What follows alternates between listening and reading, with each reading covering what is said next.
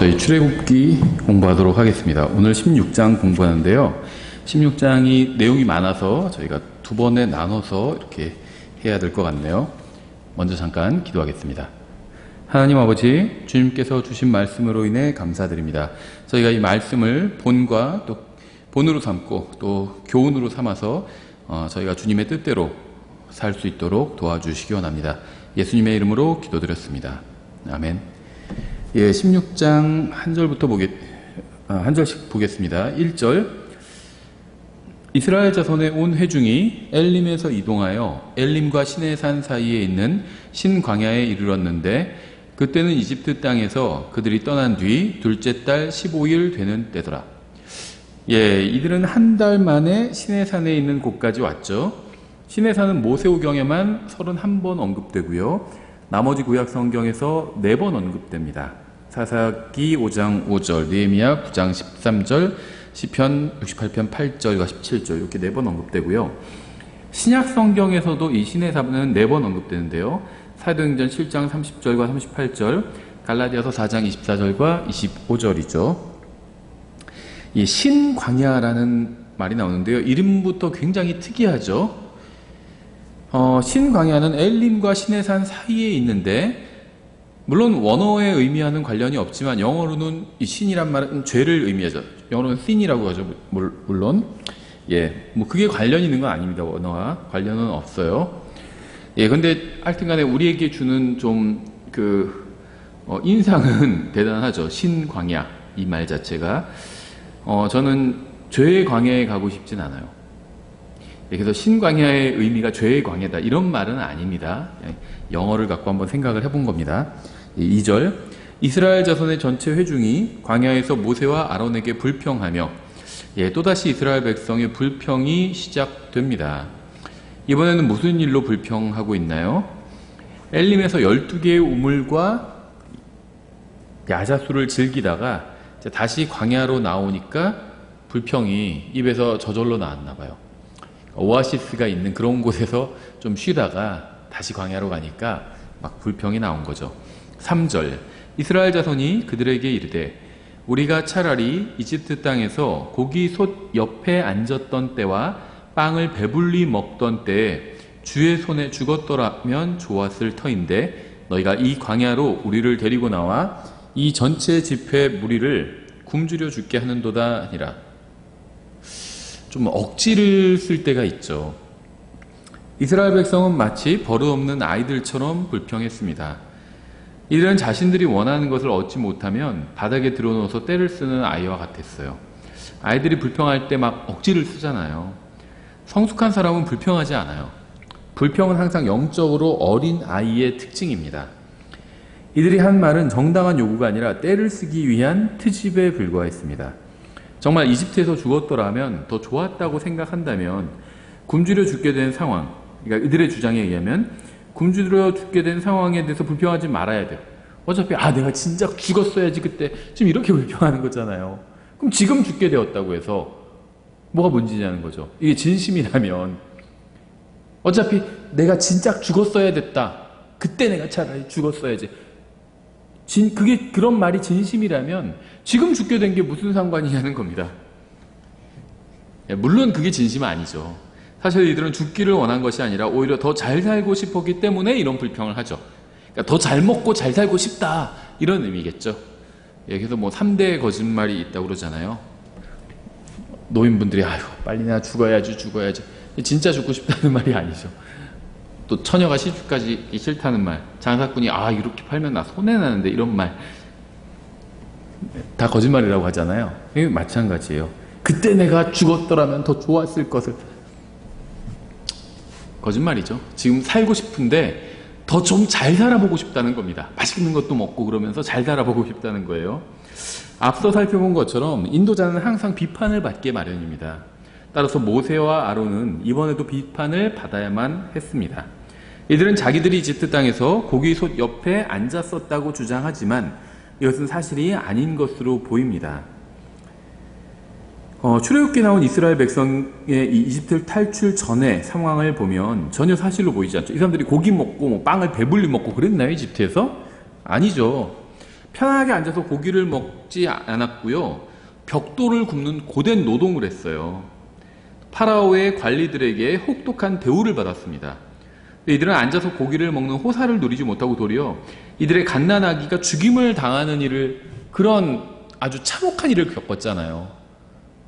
노예 생활을 하면서요, 아기들도 제대로 키울 수 없었다는 거예요. 죽임을 당하기 때문에. 그런데 무슨 뭐 고기를 먹고 무슨 빵을 배불리 먹어요. 거짓말 하는 거죠. 이들은 이집트에서 추억을 과대 포장하고 있을 뿐입니다. 인간은 어리석게도 하나님께서 해주신 크고 놀라운 일은 잘 잊는 반면 다른 사람의 작은 친밀한 어떤 친절만 기억하려는 경향이 있는 것 같아요. 과거에 있었던 아주 조금만 일, 그걸 막 지금 과장해가지고 그때가 좋았지. 좋긴 뭐가 좋았어요. 방황했죠, 그때 과거에. 그렇죠. 예, 이스라엘 백성은요 8번에 걸쳐서 불평을 했고요. 하나님께서는 이것을 성경에 기록해 두셨습니다. 주님께서는 모든 경우에 불평한 자들을 심판하지는 않으셨어요. 많은 경우에 참아주셨지만 3번의 경우에는 불평한 자들을 심판을 하셨습니다. 첫 번째는요, 첫 번째 불평은 쓴 물에 관한 것이었어요. 쓴 물, 마라에서.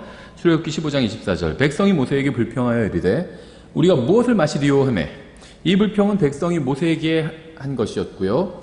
하나님께서는 불평을 한 백성에게 좋은 물을 주셨죠. 단물을 주셨습니다. 네, 둘째 불평은요, 굶주림에 대한 불평이었어요. 출애굽기 16장 2절에 나오죠. 이스라엘 자손의 전체 회중이 광야에서 모세와 아론에게 불평하며, 이번에는 백성이 모세와 아론에게 불평했습니다. 이번에도 하나님께서는 불평을 한 백성에게 음식을 주셨습니다. 네, 셋째 불평도 물에 관한 것이었죠. 출애굽기 17장 2절부터 3절. 백성이 모세와 다투며 이르되 우리에게 물을 주어 우리가 마시게 하라 하니, 모세가 그들에게 이르되 너희가 어찌하여 나와 다투느냐, 너희가 어찌하여 주를 시험하느냐 하니라.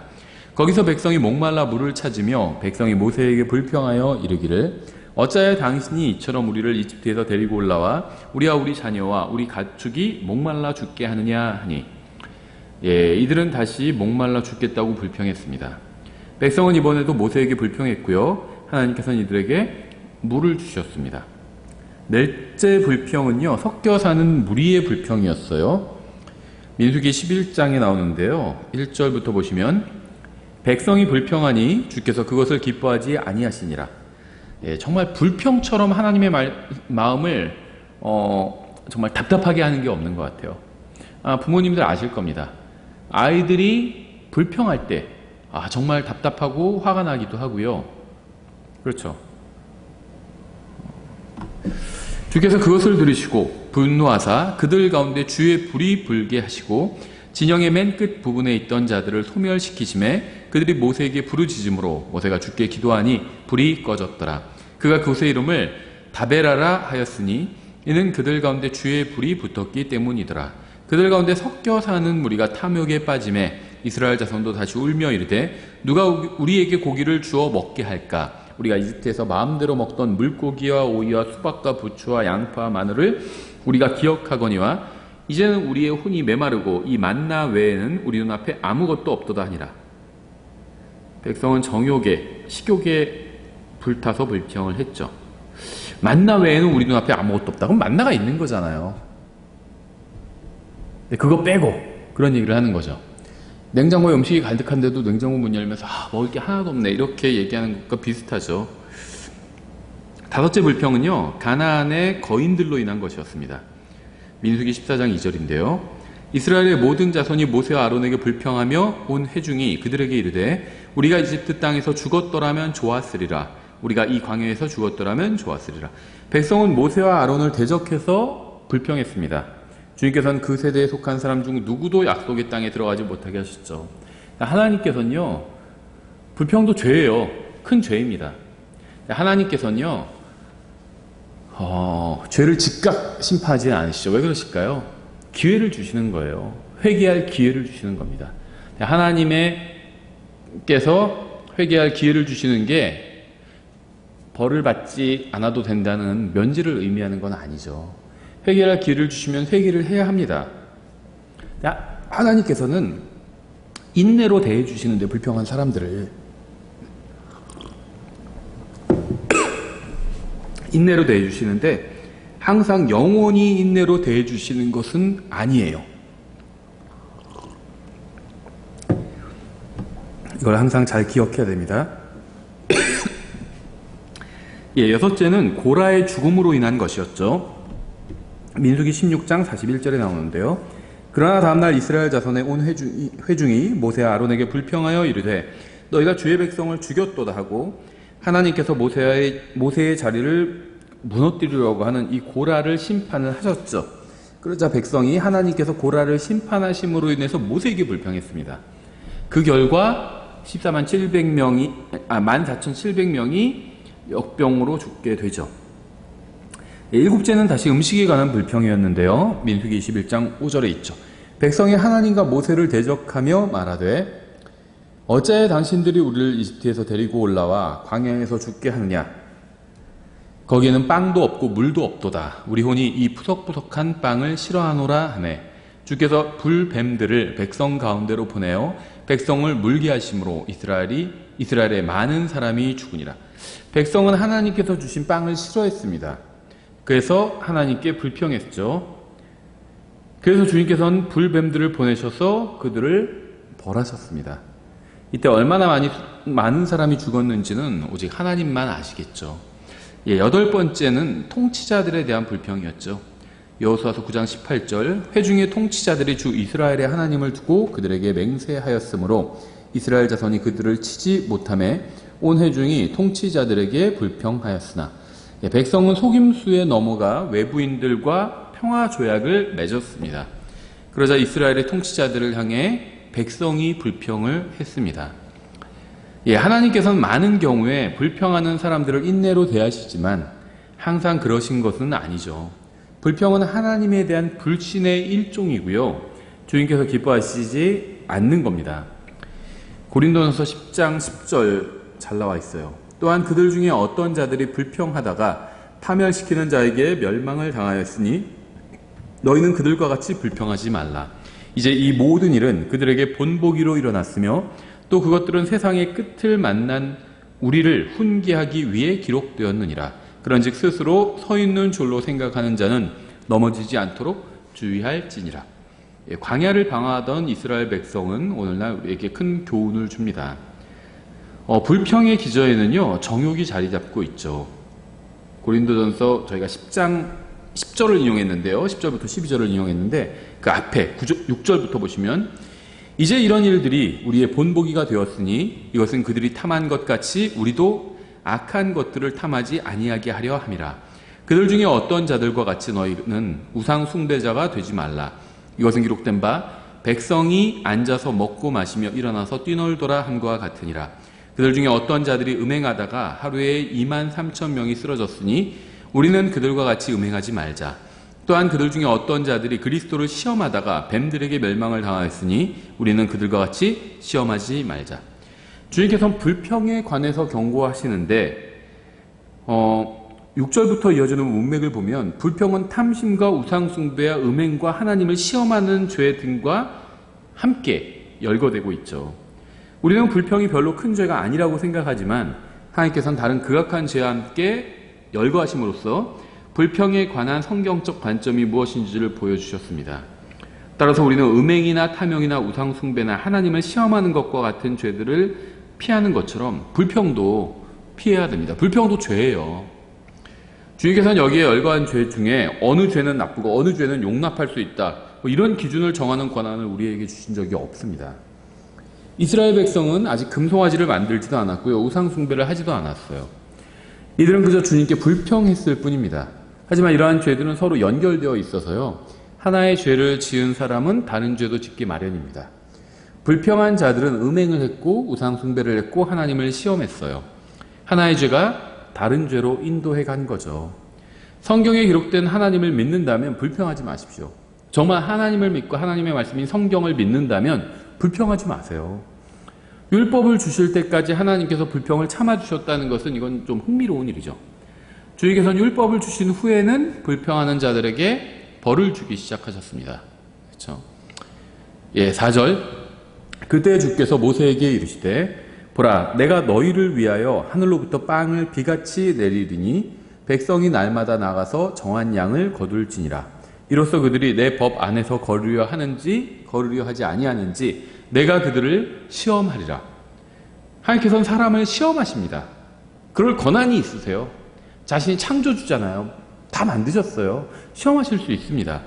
우리는 하나님 앞에서 우리 주님을 신뢰한다는 것을 우리의 말과 행위와 인생으로 입증해 보여주어야 합니다. 특히 우리 앞에 놓인 어려운 일들이 있잖아요. 고난이나 어려운 문제들이 있잖아요.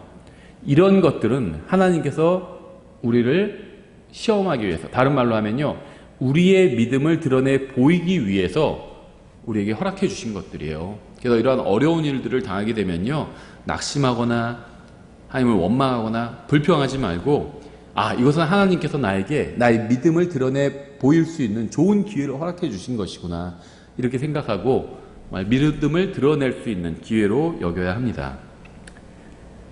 계속해서 5절에 여섯째 날에는 그들이 자기들이 가져오는 것을 예비할지니 그것은 그들이 날마다 거두는 것의 2배가 되리라 하시니라. 모세와 아론이 이스라엘의 모든 자손에게 이르되 저녁 때에는 너희가 주께서 너희를 이집트 땅으로 데리고 나오셨음을 알 것이요. 과연 이때까지 이스라엘 백성은 주님께서 그들을 이집트 땅에서 데리고 나오셨음을 알지 못하고 있었을까요? 이스라엘 백성은 그러한 사실을 이미 잘 알고 있었습니다. 모세는 그러한 점에 개의치 않고 그들이 이미 알고 있는 사실을 말하고 있어요. 설교자는 사람들이 이미 알고 있는 것을 반복해서 설교해야 합니다. 설교하는 내용 중에요, 아마 회중들이 정말 오늘 처음 이런 얘기 처음 들었다, 이런 거는 굉장히 소수에 지나지 않을 거예요. 굉장히 적을 겁니다. 그런 부분은 머리로만 아는 것은 아는 게 아니에요. 진심으로 말씀을 믿는다면 말씀대로 살아야 합니다. 만약 말씀대로 살지 않는다면 계속 반복해서 같은 설교를 들을 필요가 있어요. 사람들이 계속 잊어버리기 때문에 설교자들은 이렇게 반복해서 같은 내용의 설교를 하는 겁니다. 같은 내용의 설교를 하는 건 절대 잘못된 게 아니에요. 성경만 봐도요, 같은 내용이 계속해서 반복되는 경우가 있어요. 표현과 상황을 바꿔서 같은 내용, 비슷한 내용을 계속 반복하는 경우가 너무 많이 있습니다. 7절 아침에는 너희가 주의 영광을 보리니 너희가 주께 불평하는 것을 그분께서 들으시느니라. 우리가 누구이기에 너희가 우리에게 불평하느냐.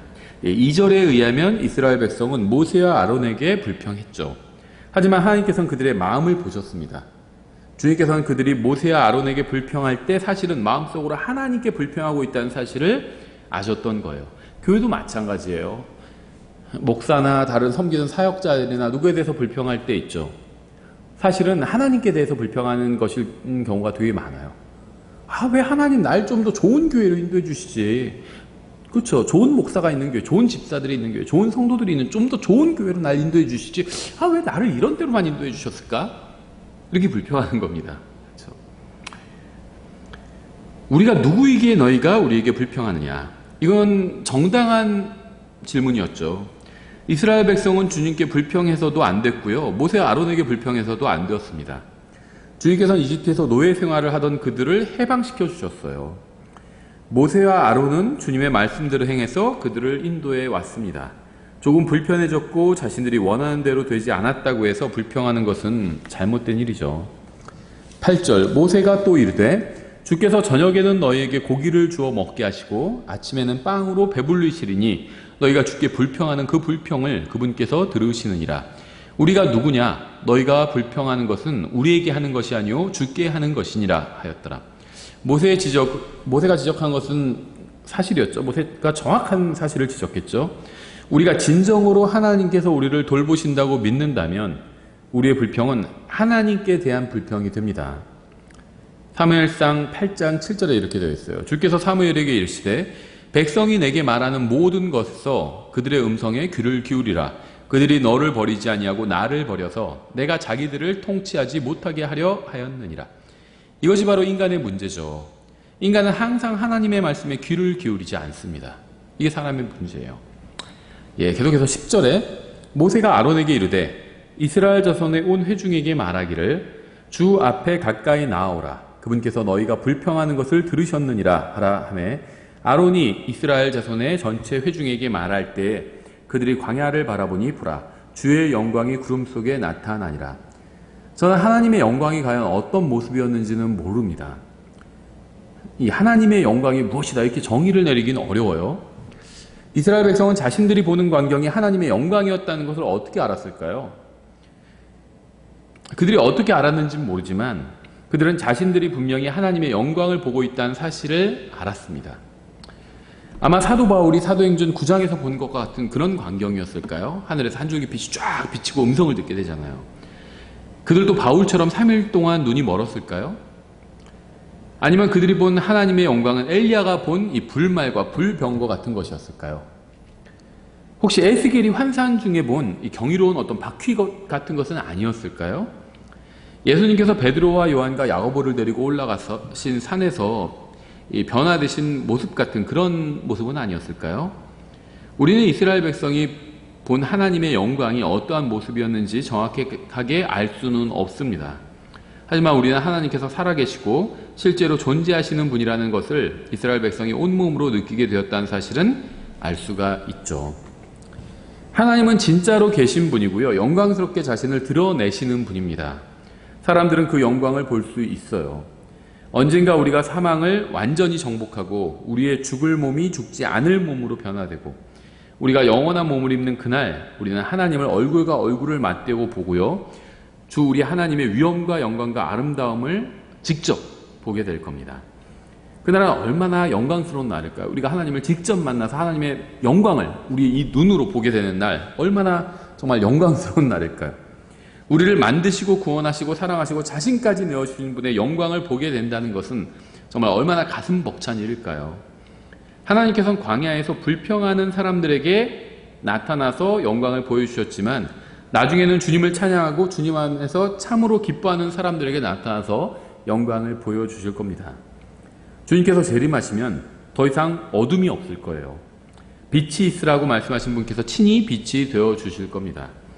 다시는 태양이나 달의 빛이 필요 없을 겁니다. 구원받은 모든 사람은 주님의 빛 가운데 걸을 거예요.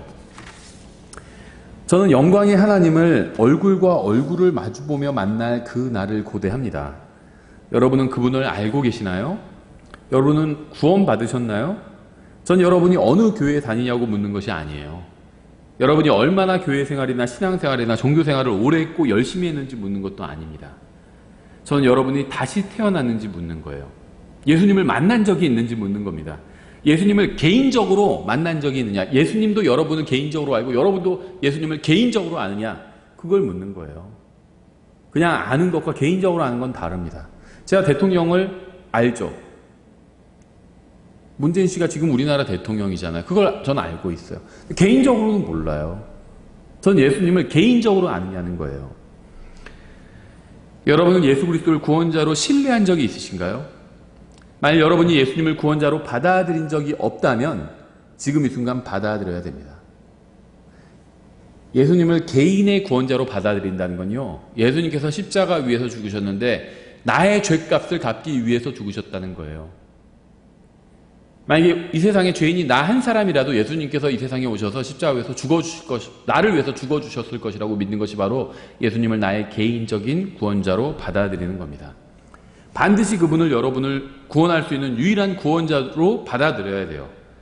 이거보다 더 시급하고 더 중요한 일은 없습니다.